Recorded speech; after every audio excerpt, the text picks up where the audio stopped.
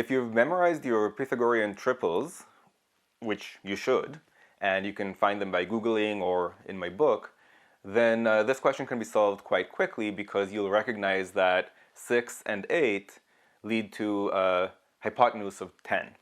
We've got one person walking 6 plus 8 equals 14. The other person is only walking 10. And they're asking what percent is 14 more than 10?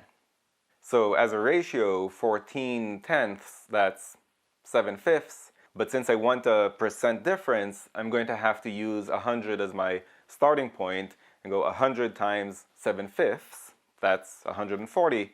Subtract back out that starting point of 100 and I get the change. The percent change there is 40, and therefore the correct answer is B.